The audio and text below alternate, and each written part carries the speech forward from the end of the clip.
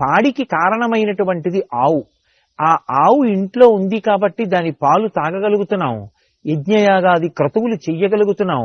ఆ పాలు మన పిల్లలకి పట్టి వాళ్ళకి మేధో వికసనం జరగడానికి కారణముగా వాడుకోగలుగుతున్నాం. అటువంటి ఆవుని, ఎద్దుని మన కృతజ్ఞతని ఆవిష్కరించడం కోసమని చెప్పి అలంకరించి ప్రత్యేకంగా పొంగలి వండి తీసుకొచ్చి ప్రత్యక్ష నివేదనగా తినిపించేటటువంటి రోజు.